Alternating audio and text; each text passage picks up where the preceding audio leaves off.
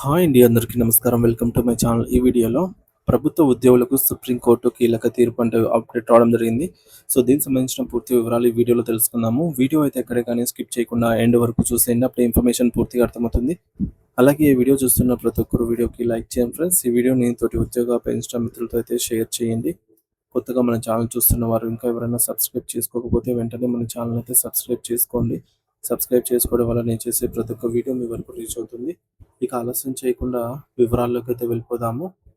So friends, ఇక విషయానికి వచ్చినట్లయితే ప్రస్తుత సమాజంలో నిరుద్యోగ సమస్య చాలామంది యువత తాము చదివిన చదువుకు సంబంధం లేకపోయినా ఏదో ఒక ప్రభుత్వ ఉద్యోగం వస్తే చాలని భావిస్తూ ఉంటారు. ఈ క్రమంలోనే పిహెచ్డీలు పీజీలు చేసిన వారు కూడా అటెండెంట్ లేదా ప్యూన్ ఉద్యోగాలకైతే దరఖాస్తు చేసుకుంటున్న పరిస్థితులను మనం చూస్తూనే ఉన్నాం. అయితే ఇలాంటి వారిని ఉద్దేశించి సుప్రీంకోర్టు అయితే కీలకమైన సంచలన తీర్పు అయితే వెలువరించిందనమాట.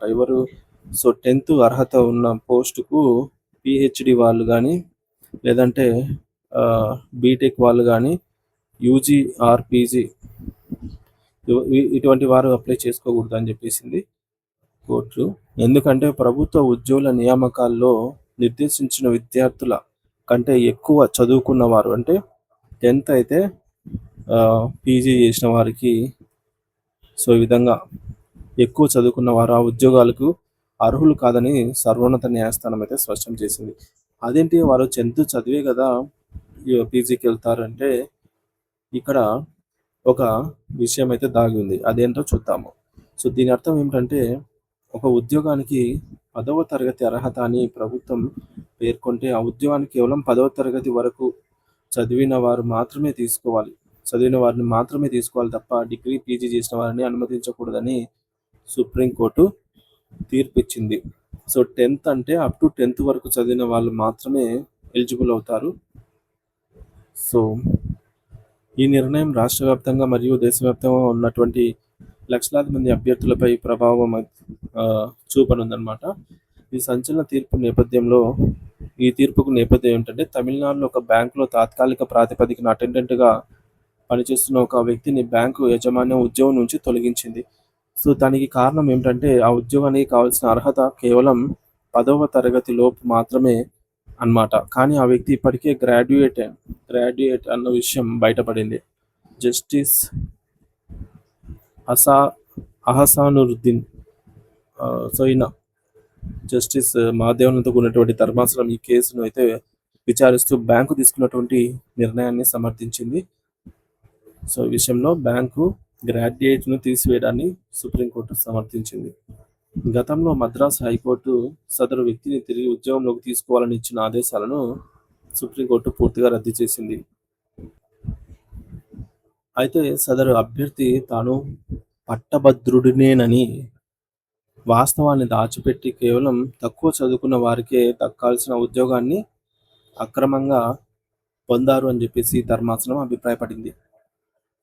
నియామక ప్రక్రియలో నిజాయితీ లేకపోవడం మరియు వాస్తవాలను దాయడం అనేది తీవ్రమైన నేరంగా పరిగణించబడుతుంది. తక్కువ విద్యార్హతలు ఉన్న ఉద్యోగులకు ఎక్కువ చదువుకున్న వారిని ఎందుకు తీసుకోకూడదు అనే అంశంపై సుప్రీంకోర్టు చాలా లోతైన వివరణ ఇచ్చింది. సమాజంలో అందరికీ సమాన అవకాశాలు కల్పించడమే ప్రభుత్వం యొక్క ప్రధాన ఉద్దేశము. మన దేశంలో ఎంతోమంది పేద విద్యార్థులు తమ కుటుంబ ఆర్థిక పరిస్థితుల కారణంగా ఉన్నత విద్యను అభ్యసించలేక కేవలం 10వ తరగతి లేదా ఇంటర్మీడియట్తోనే ఆపేస్తూ ఉంటారు. అలాంటి వారి కోసము ప్రభుత్వం కొన్ని తక్కువ స్థాయి ఉద్యోగాలను కేటాయిస్తుంది, లోయర్ టియర్ జాబ్స్ అని. మరి ఇప్పుడు ఇక్కడ కూడా ఆ ఉద్యోగాలను కూడా బాగా చదువుకున్న వారే పోటీ పడితే అసలు అర్హత కలిగిన పేద అభ్యర్థులకు అన్యాయం జరిగినట్లే కదా ఇక్కడ.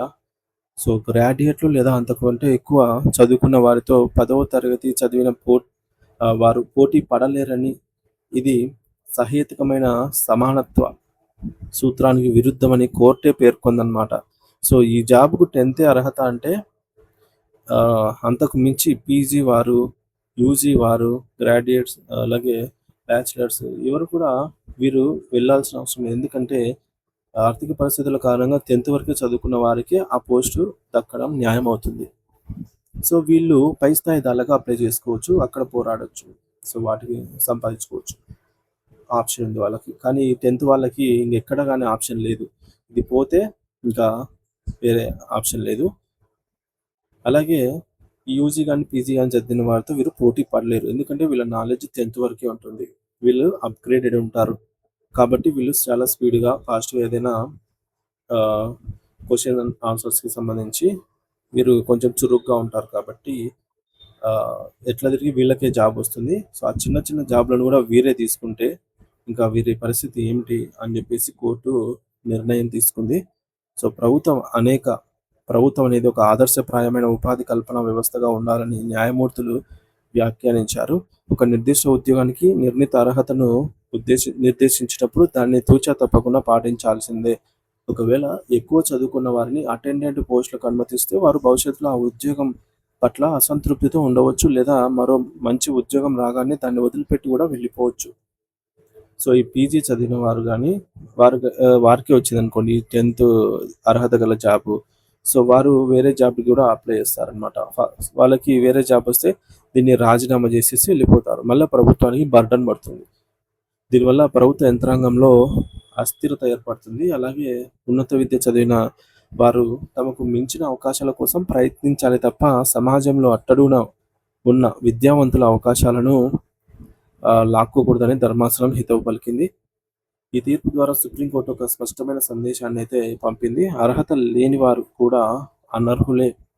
ఈ తీర్పుతో దేశవ్యాప్తంగా ప్రభుత్వ ఉద్యోగాల దరఖాస్తు చేసుకునే వారిలో పెద్ద కలకలం రేగుతోంది. సో, ముఖ్యంగా గ్రూప్ 4, ప్యూన్, అటెండెంట్ వంటి పోస్టులకు దరఖాస్తు చేసుకునే గ్రాడ్యుయేట్లు ఇప్పుడు ఆలోచనలో పడ్డారన్నమాట.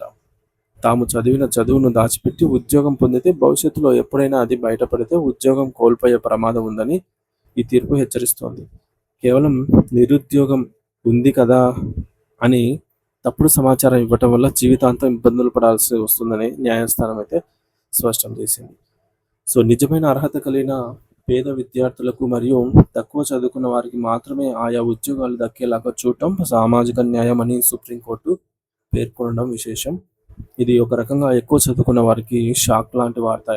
అయినా తక్కువ చదువుకున్న నిరుద్యోగులకు మాత్రం ఊరటనిచ్చే గొప్ప విజయంగా, గొప్ప తీర్పుగా అయితే నిలిచిపోతుంది. మరి దీనిపై మీ అభిప్రాయం ఏంటనేది కామెంట్ చేసి తెలియజేయండి ఫ్రెండ్స్. సో, తక్కువ చదువుకున్న వారి కోసం కేటాయించినటువంటి ఉద్యోగాలను ఎక్కువ చదువుకున్న వారు పోటీ పడి రాస్తే వారికే వస్తాయి. సో, వారు ఈ తక్కువ చదువుకున్న వారికి ఏ పని దొరకక ఇబ్బందులు పడాల్సిన పని అన్నమాట. కాబట్టి ఈ మేరకు సుప్రీంకోర్టు తీసుకున్నటువంటి ఈ యొక్క నిర్ణయం సంబంధించి మీ అభిప్రాయాన్ని ఖచ్చితంగా కామెంట్ ద్వారా అయితే తెలియజేయండి. Thank you for watching this video.